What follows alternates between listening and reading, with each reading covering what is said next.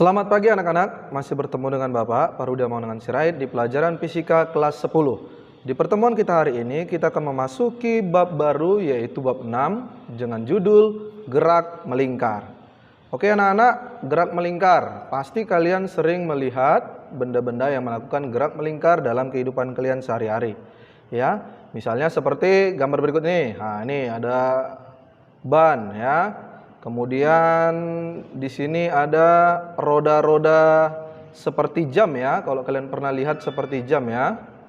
Kemudian bisa juga seperti mesin kompresor, kalau pernah lihat kompresor ya, mesin dompeng. Nah, kemudian ini ada biang lala, ini ada kipas angin dan ini ada ban ya. Nah, pasti kalian pernah melihat semua benda-benda berikut ini, yaitu benda tersebut sedang melakukan gerak melingkar. Oke, baik. Pada hari ini kita akan pelajari tentang gerak melingkar. Baik, yang pertama yaitu besaran-besaran pada gerak melingkar ya. Apa sih itu gerak melingkar? Oke, gerak melingkar itu berarti lintasannya berupa lingkaran. Seperti itu nak ya, seperti gambar berikut ini. Nah, ini adalah melakukan gerak melingkar. Artinya lintasannya berupa lingkaran. Oke. Yang pertama kita harus tahu yaitu tentang periode dan frekuensi. Oke, apa itu periode? Nah, periode yaitu waktu yang dibutuhkan benda atau partikel untuk menempuh satu putaran. Nah, ya. Misalnya contoh periode bumi mengelilingi matahari. Nah, atau periode bulan mengelilingi bumi. Nah, itu kan periode. Jadi periode itu waktunya untuk menempuh satu kali putaran. Nah, contohnya kan satu kali putaran bulan berapa itu? 24 jam, seperti itu kan. Bumi mengelilingi matahari 1 tahun 365 hari. Nah, itu adalah periode ya, menyatakan waktu. Jadi, periode itu disimbolkan dengan T besar ya, yaitu T besar sama dengan T kecil dibagi N. T kecil di sini adalah waktu, sedangkan T besar di situ adalah periode. Oke, dan N di situ adalah jumlah putarannya. Nah, artinya banyak putarannya. Ya, jadi misalnya dalam waktu 2 sekon sebanyak 1 putaran. Nah, berarti kan 2 dibagi 1. Nah, berarti 2. Oh, berarti periodenya 2 sekon. Atau misalnya dalam waktu 10 sekon ada 5 putaran. Nah, berarti periodenya berapa? 10 sekon dibagi 5. Oh, berarti 2 sekon. Nah, seperti itu nak ya. Oke, itu periode. Kemudian frekuensi.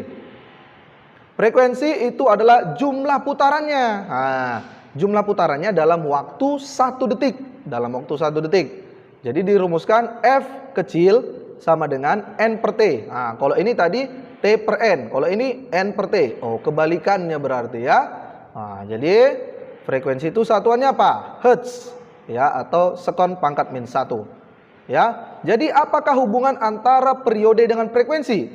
Ya, hubungannya berarti timbal balik. Berarti frekuensi kebalikan dari periode, dan periode adalah kebalikan dari frekuensi. Ini dia, F sama dengan 1 per T atau T sama dengan 1 per F. Seperti itu nak ya. Kita lanjut, yaitu jarak dan perpindahan angular. Angular atau sudut. Apa itu perpindahan sudut? Oke, ini dia. Jarak atau perpindahan partikel yang bergerak melingkar dinamakan jarak atau perpindahan angular. Nah, itulah ya, atau perpindahan sudut. Seperti berikut ini gambarnya. Ini namanya perpindahan sudut. Dari titik A ke titik B berikut ini, berarti di sini dia telah berpindah sejauh X. Nah, X ini dari A ke B membentuk sudut theta. Nah, ini theta ya, sudut theta. Sudut theta inilah yang disebut dengan perpindahan sudut. Nah, jadi kalau jarak daripada benda atau partikel itu terhadap pusat itu dinamakan jari-jari atau R. Sehingga hubungan antara sudut, perpindahan sudut, jari-jari dengan jarak itu adalah ini dia. Theta sama dengan X per R ya. Theta itu adalah jarak atau perpindahan sudut. Satuannya radian. Ingat, radian ya, itu dalam SI. Tapi satuan dari jarak atau perpindahan sudut itu bisa juga putaran, bisa juga derajat. Nah, seperti itu nak ya. Jadi nanti bisa kalian konversi, kalian rubah satuannya. Kemudian X di situ adalah jarak atau perpindahan linier. Ini dia X-nya. Kemudian R di situ adalah jari-jari lintasannya, ya. Nah, ini tadi yang Bapak bilang, satuan daripada jarak atau perpindahan sudut bisa putaran, bisa radian, bisa juga derajat. Nah, kamu tahu nggak satu putaran itu berapa radian? Satu putaran itu berapa derajat? Nah, ini mungkin sudah pernah dipelajari dulu waktu SD, ya. Bahwa satu putaran itu adalah 2V radian atau sama dengan 360 derajat. Jadi kalau setengah putaran berapa radian? Berarti 1V. Berapa derajat? 180 derajat. Seperti itu ya. Oh, berarti kalau seperempat putaran berapa derajat? Oh, 90 derajat. Nah, seperti itu. Jadi kamu harus tahu cara mengkonversinya. Dari putaran ke radian, dari putaran ke derajat, atau dari derajat ke putaran, atau dari radian ke putaran. Nah, seperti itu. Kamu harus tahu cara mengkonversinya. Ya. Nah, sehingga satu radian itu bisa kita buat menjadi 57,3 derajat. Nah, ini bisa kalian bagi aja. Ini kalian bagi aja. Nah, ini kan 2pi radian. Ya, 2pi radian itu kan 360 derajat. Nah, berarti kalau 1 pi radian berarti 180 derajat. Berarti kalau 1 radian ya dibagi aja 360 dibagi 2pi. Dapatlah 1 radian sama dengan 57,3 derajat. Seperti itu ya. Oke, itu mengenai perpindahan sudut. Ya, simbolnya theta. Lanjut, yaitu kecepatan sudut, nah, atau laju kecepatan sudut. Nah, apa itu laju kecepatan sudut? Sama seperti di gerak lurus, ada yang namanya kecepatan ya. Jadi kecepatan itu adalah banyaknya perpindahan sudut tiap satuan waktu. Dirumuskan seperti berikut ini. Omega, nah ini bacanya omega nak, bukan W ya. Ini omega, omega rata-rata, kecepatan sudut rata-rata sama dengan perpindahan sudut delta theta. Ingat, theta tadi perpindahan sudut dibagi delta T, yaitu perubahan waktu. Delta theta di sini bisa kita buat menjadi theta T kurang theta 0. Artinya theta akhir dikurang theta mula-mula. Nah, seperti itu ya. Atau bisa juga theta 2 dikurang theta 1. Nah, seperti itu. Oke, omega rata-rata di situ sebagai kecepatan sudut, satuannya apa? Radian per sekon. Kalau kecepatan meter per sekon. Jadi hampir sama. Nah, seperti itu ya. Kemudian kecepatan sudut sesaat. Nah, ini kecepatan sudut sesaat itu yaitu limit delta T mendekati 0, yaitu delta theta per delta T. Nah, ini nanti turunan nak. Ini nanti turunan ya, tentang turunan. Oke. Jadi satuan daripada kecepatan sudut itu tadi apa? Radian per sekon atau RPM, rotation per minute, ya, yaitu rotasi per menit atau putaran per menit. Jadi nanti kamu contohnya, sebuah benda memiliki kecepatan sudut sebesar 5 putaran per menit atau 5 RPM. Nah, berarti putaran per menit itu harus kamu rubah nanti dalam radian per sekon. Kenapa? Karena satuannya yaitu radian per sekon. Seperti itu nak ya. Selanjutnya yaitu hubungan antara kecepatan sudut dengan periode dan frekuensi. Nah, apakah hubungan omega dengan periode T? Apakah hubungan omega dengan F atau frekuensi? Jadi hubungannya yaitu ini ya. Omega itu sama dengan 2V per T. Nah, ingat kenapa bisa 2V per T? Omega itu kan perpindahan sudut dibagi waktu. Jadi contohnya kalau satu putaran dia berpindah sudut, berarti satu putaran itu berapa radian? Tadi 2V radian. Dibagi waktu. Satu putaran itu disebut periode waktunya. Nah, makanya dirumuskan omega itu sama dengan 2pi per T. Perpindahan sudutnya dibagi waktunya. Nah, seperti itu nak ya. 2pi per T. Kemudian omega juga bisa sama dengan 2V per F. 2V dikali frekuensi. Kenapa? Karena 1 per T tadi itu sama dengan frekuensi. Seperti itu ya. Berarti omega sama dengan 2V kali F. Oke, itu kalian ingat ya nak ya. Oke, selanjutnya yaitu hubungan kecepatan sudut dengan kecepatan linier. Oke, apa hubungannya? Nah, ternyata kecepatan linier V itu sama dengan omega dikali R. Kecepatan sudut dikali jari-jarinya. Seperti itu ya. Nah, kemudian arah kecepatan. Kenapa? Karena kecepatan itu adalah besaran vektor, berarti dia mempunyai nilai dan arah. Arah kecepatan daripada benda yang melakukan gerak melingkar itu setiap saat berubah arahnya, ya. Tapi besarnya sama kalau dia gerak melingkar beraturan. Apa itu gerak melingkar beraturan? Gerak suatu benda dengan kecepatan sudut tetap. Nah, berarti kecepatan sudutnya itu tetap, tetapi arahnya berubah. Seperti itu nak ya. Nah, jadi kalau arah daripada kecepatan sudut itu ya cuma ada dua. Searah jarum jam atau berlawanan jarum jam. Seperti itu ya. Nah, tapi kalau kecepatan liniernya itu selalu menyinggung daripada lintasannya. Oke, seperti itu ya.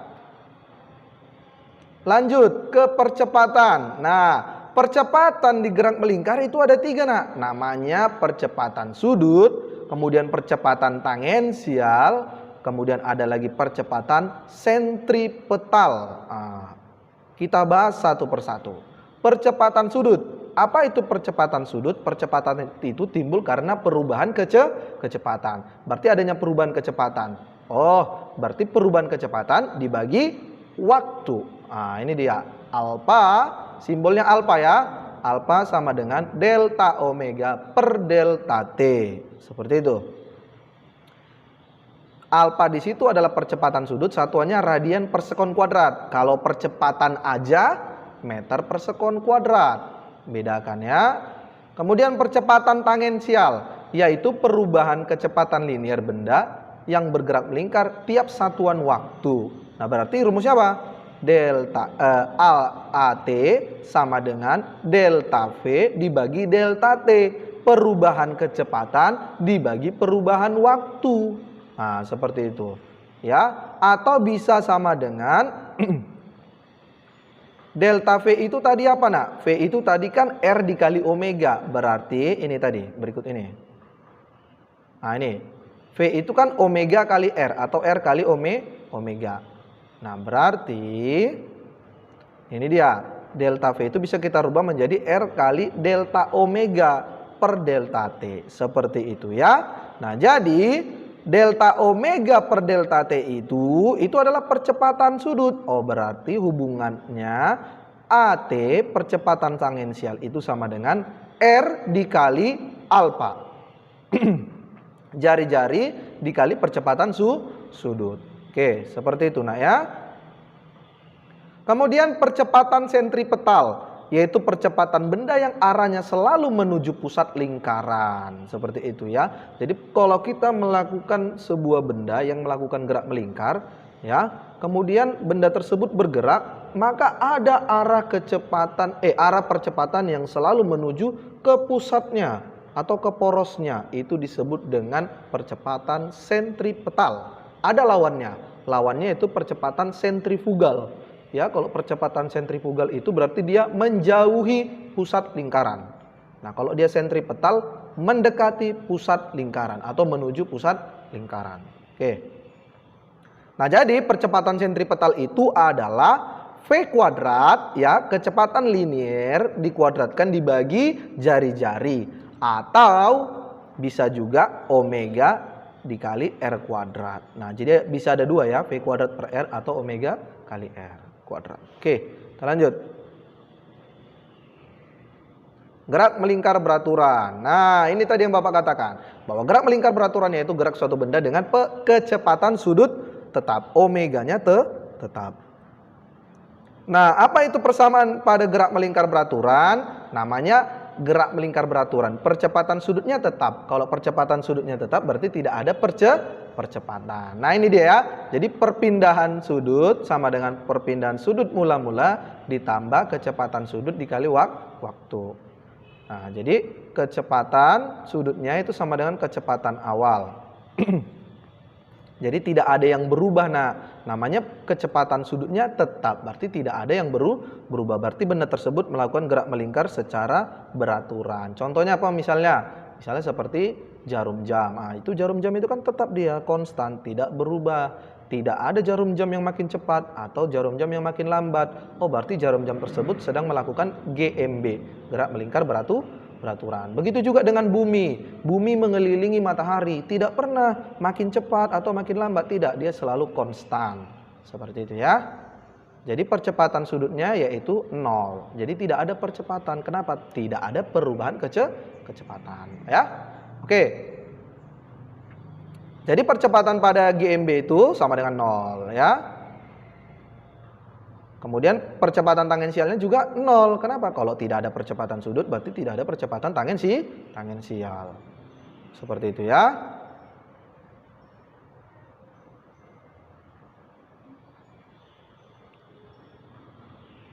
Kita masuk ke gerak melingkar berubah beraturan, ya. Apa itu gerak melingkar berubah beraturan? Masih ingat seperti GLBB. GLBB hampir sama dengan GMBB, yaitu gerak suatu benda dengan percepatan sudut tetap. Oh, berarti di sini sudah ada perubahan kecepatan sudut, ya. Tapi percepatan sudutnya itu tetap atau konstan. Apa saja persamaan GMB? Hampir sama dengan persamaan GLBB. Kamu ingat saja persamaan GLBB yang ada 3. Yang pertama, masih ingat nggak? VT sama dengan V0 tambah A kali T. Yang kedua, S perpindahan, yaitu V0 kali T tambah setengah AT kuadrat. Kemudian yang ketiga, VT kuadrat sama dengan V0 kuadrat tambah 2A kali S. Seperti itu ya. Ya, jadi persamaannya hampir sama. Nah, ini persamaan perpindahan. Ini persamaan kecepatan. Kemudian percepatannya sama dengan 0, ya. Berarti theta sama dengan theta 0 tambah omega 0 kali T tambah setengah alfa kali T kuadrat. Nah, kan hampir mirip dengan persamaan GLBB. Nah, seperti itu ya. Kemudian omega sama dengan omega 0 tambah alfa kali T. Nah, ini juga hampir mirip dengan rumus GLBB, yaitu V sama dengan V0 tambah A kali T. Nah, jadi hampir mirip juga. Nah, kemudian percepatannya konstan, berarti tidak ada perubahan percepatannya. Percepatannya sama. Percepatan di waktu T sama dengan percepatan mulanya. Atau bisa juga yang rumus yang ketiga. Rumus yang ketiga masih ingat, VT kuadrat sama dengan V0 kuadrat tambah 2A kali S. Nah, itu bisa kita masukkan ke rumus GMBB, yaitu berarti omega T kuadrat sama dengan omega 0 kuadrat tambah 2 kali alfa kali T theta. Seperti itu ya.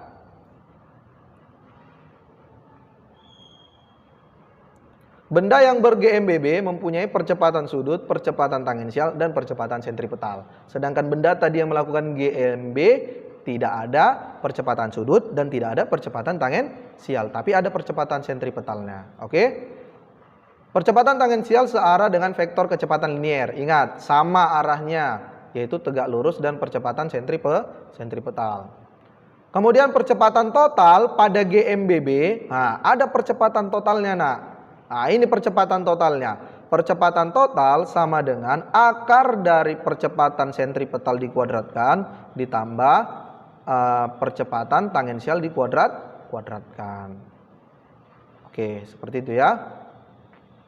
Percepatan sentripetal dimiliki oleh semua partikel yang bergerak melingkar.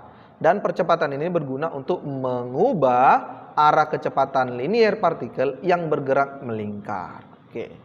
Kemudian selanjutnya, percepatan tangensial hanya dimiliki oleh partikel yang bergerak melingkar, berubah beraturan, dan berguna untuk mengubah besaran kecepatan partikel yang bergerak melingkar beraturan. Seperti yang Bapak katakan tadi ya, harus ada perubahan kecepatan, baru timbullah percepatan. Yuk kita bahas contoh soal. Sebuah benda bergerak melingkar beraturan dengan jari-jari. Oke, berarti ini R-nya 3 meter dalam waktu 5 sekon. Oke, berarti itu T kecilnya. Dan benda tersebut mampu menempuh 20 putaran. Berarti itu N-nya. Tentukanlah A periode, B frekuensi, C kecepatan sudut, D kecepatan linier. Oke, kita cari. Diketahui R-nya 3 meter, T-nya 5 sekon, N-nya 20 putaran. Ditanya periode T besar, frekuensi F kecil, kecepatan sudut omega, kelajuan linier V. Oke, kita jawab satu persatu. Yang pertama, periode. Periode T itu sama dengan T kecil dikurang dibagi N. Nah, berarti kita masukkan. Berarti 5 sekon dibagi 20 putaran. 5 sekon T-nya, N-nya 20 putaran. 5 bagi 20, 1/4. Berarti 1/4 sekon. Itulah periodenya. Lanjut, frekuensi. Frekuensi itu kebalikan dari periode. Bisa N per T, bisa juga langsung 1/T. Nah, ingat itu ya. Yaitu 20 putaran dibagi 5 sekon. Berarti berapa? 4. Nah, kalau ini 1/4, kalau ini 4. Nah, ingat kebalikannya. Kemudian, kecepatan sudut omega. 2pi per T. Atau bisa juga 2v kali F. Nah, sama itu. Berarti 2pi dibagi 1/4. 2pi bagi 1/4 itu berapa? 4-nya naik ke atas, berarti 2 kali 4. 2 kali 4 berarti berapa? 8. Berarti 8V radian per sekon. Kemudian kecepatan linearnya, ingat tadi V itu sama dengan omega dikali R. Atau bisa juga 2VR per T besar. Oke, kita masukkan aja omeganya. Omeganya 8V, kemudian R-nya 3 meter. Berarti 8 kali 3, 24 V meter per sekon. Seperti itu nak ya. Oke, kita lanjut contoh yang kedua. Bakri memacu sepeda motornya pada lintasan yang berbentuk lingkaran dalam waktu 1 jam. Oke, ini nanti harus kita rubah dulu ya. Dalam waktu tersebut, Bakri telah melakukan 120 putaran. Tentukanlah periode, frekuensi, kecepatan linier, dan kecepatan sudut Bakri jika lintasan tersebut memiliki diameter 800 meter. Diameternya 800 meter. Oke, yang diketahui, diameternya 800 meter, berarti jari-jarinya berapa? Setengah dari diameter, berarti 400 meter. Kemudian T-nya 1 jam, kita rubah ke sekon, 3.600 sekon. Kemudian N-nya 120 putaran. Oke. Yang ditanya tadi apa saja? Periode, frekuensi, kecepatan sudut. Kita jawab. A. Periode. Periode itu T sama dengan T kecil per N. Masukin. Oke, berarti 3.600 dibagi 120. Hasilnya 30 sekon. Kemudian rumus frekuensi 1 per T atau seperti yang tadi N per T. Ya, masukin. Berarti 1 per 30. Oh, berarti 1/30 Hz. Ini 30, ini 1/30, kebalikan. Kemudian V, kecepatan linier. Bisa tadi rumusnya omega kali R, bisa juga 2VR kali F atau 2VR per T. Ya udah masukin. Berarti 2pi kali 400 dikali 1/30. Maka hasilnya 26,7 meter per sekon. Kemudian yang D, kecepatan sudut yaitu 2pi kali F. Maka masukin aja 2pi kali 1/30. Hasilnya 0,0167 radian per sekon. Oke, mungkin itu saja materi kita pada hari ini. Semoga kalian dapat memahaminya. Nanti akan Bapak kasih soal, kalian kerjakan. Jika ada pertanyaan, silakan tanyakan di kolom komentar. Demikian pertemuan kita hari ini. Bapak sudahi. Selamat pagi.